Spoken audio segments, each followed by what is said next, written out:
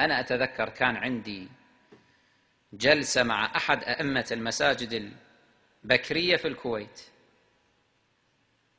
ونقاش، صار نقاش معين، وهذا الرجل في طيات كلامه اعترف بهذا الأمر، فأنا حقيقة أشرق وجهي، يعني شعرت بنوع من الانتصار عليه لما اعترف بمثل هذا. الكلام يجر الكلام، فهو سبحان الله أقر بلسانه. قال: أنا ألاحظ مع كل هذا أنه أنتم الشيعة بناتكم أورع وأتقى من بناتنا، الحجاب عندكم متفشي أكثر مما هو متفشي عندنا، الالتزام بالأحكام الدينية وما أشبه عند بناتكم أكثر مما عند بناتنا. إحنا بناتنا مع الأسف فضائح كثيرة منتشرة، الفساد متغلغل، أما أنتم من حيث القياس فالوضع عندكم أحسن. فماذا صنعتم إذ سيطرتم هكذا على بناتكم؟ علمونا، قولوا كيف بناتكم هكذا ظهرت كل واحدة منهن حسب ما هو يرى، ولو على نحو الإجمال، على نحو القياس، لما يقايس بين بناتنا وبناتهم، كيف تظهر بناتكم هكذا ملتزمات بالحجاب، ملتزمات بالورع، بالتقوى؟ ما هو السر في ذلك؟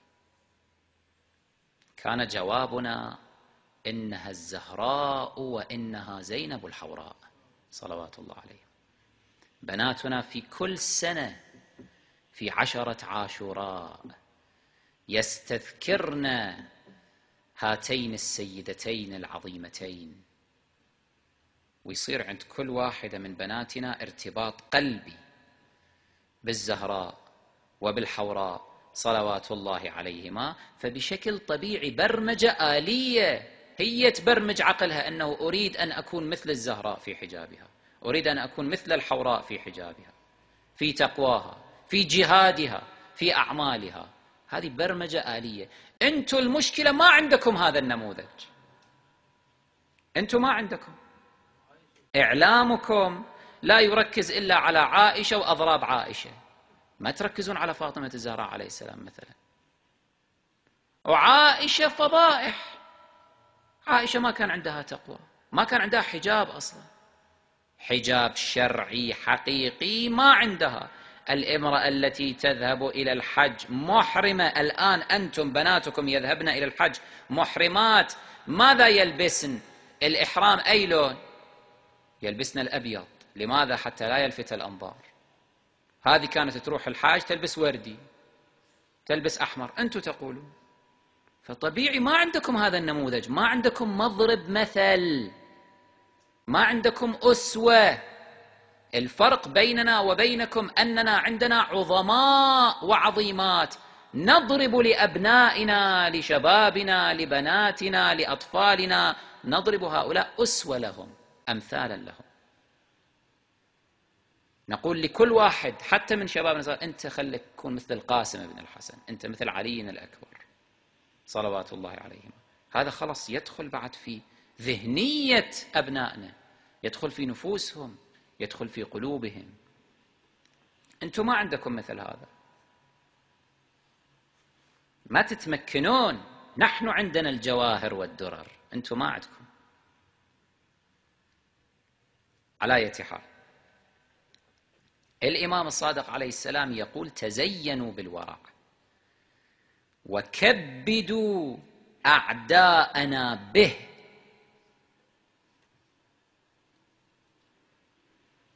أوقعوهم في الآلام بهذا.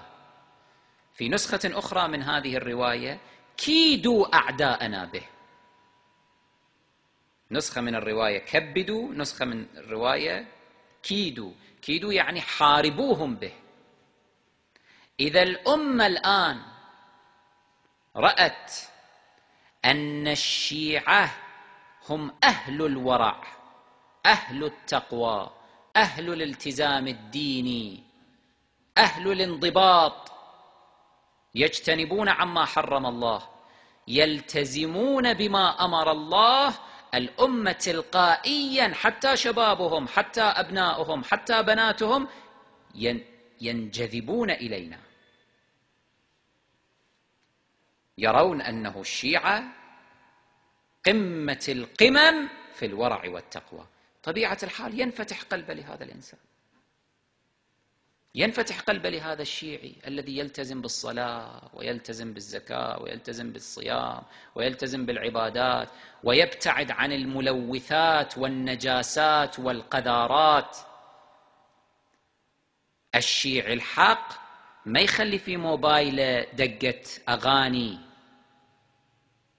الشيعي الحق ما يمشي بالسيارة ومخلي أغاني، الشيعي الحق ما يروح ينظر إلى البنات والنساء الأجنبيات نظرة فيها ريبة وفيها تلذذ. هذا هو الشيعي.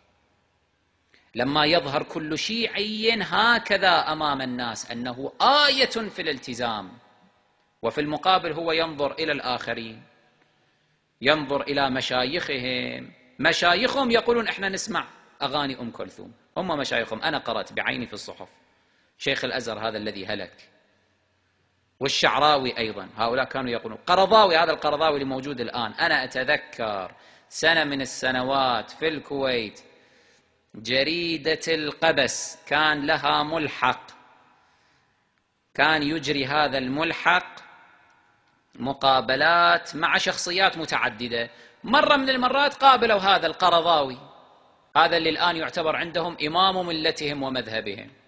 هذا بنفسه المحرر الصحفي هو بنفسه كتب في المقابلة، يقول أول ما دخلت بيت القرضاوي، طبعا القرضاوي عنده قصر في قطر للعلم، هذا أمير قطر الخرتيت معطي شنو؟ قصر كامل. فيقول أنا حينما دخلت بيت القرضاوي سمعت صوت أغنية، دققت وإذا هو صوت أم كلثوم، الصوت الملائكي صوت الملائكة كان في بيت القرضاوي. فسمعت صوت أم كلثوم من داخل الدار، وانتظرت أنا في الصالون إلى أن خرج لي القرضاوي، فجلست معه قلت له يا مولانا دخلت إني رأيت عندك أمرا عجبا وسمعت في بيتك أمرا عجبا. قال له شنو؟ قال سمعت صوت أغنية لأم كلثوم. فقال له إيه هذا أمر عادي طبيعي، الحمد لله، نحن لسنا متزمتين لسنا متشددين، أنا بناتي وزوجتي وأهلي يسمعون صوت أم كلثوم وهذا لا حرج فيه، لا حرج. مع أنه عندهم أحاديث، عندهم آثار تقول صوت المرأة عورة، فكيف بالمرأة التي تقوم وتغني؟ رجل دين عظيم مثل القرضاوي عندهم الواحد يتوقع يدخل بيته يسمع القرآن الحكيم وإذا به مخلي صوت أم كلثوم. هذا الرجل البكري المخالف العادي لما يقايس ويقارن يقول هذا الآن مرجعنا الدين الأعلى، هذا القرضاوي بيته قصر، هو هم مخربط يسمع أغاني، متزوج 3 مرات، كل مرة يتزوج واحدة بينه وبينها عشرات السنين، كلام مخربط، رجل عابد للدينار والدرهم، يطبل ويزمر للحكام والسلاطين ومن أشبه. يقارن هذا الوضع ويقارن في المقابل مرجع من مراجع تقليد الشيعة، يشوف هذا المرجع عايش في بيت متهالك فقير في إحدى الدرابين الضيقة في قم المقدسة أو في النجف، بيت إيجار لا يملك شيئا، يجده في المقابل يشع من وجهه ومن شخصه النور في الالتزام بالإسلام، بالأحكام، قراءة القرآن، الورع، التقوى، البكاء من خشية الله. لما يقارن هذا بذاك يقول لا، الحق مع هؤلاء واضح، ينجذب قلبيا، ينفتح قلبه تجاه هذا الورع يجده بالفعل آية لله. ليش احنا نقول على مراجع نقول هذا آية الله؟ بالفعل آية الله. المرجع الحق مو المراجع اللي بعضهم في هذا الزمان ما أريد أسمي، أنتم تعرفون، منتحلو المرجعية. مرجع حق تجتمع فيه الشرائط، نائب حق عن إمام الزمان صلوات الله عليه.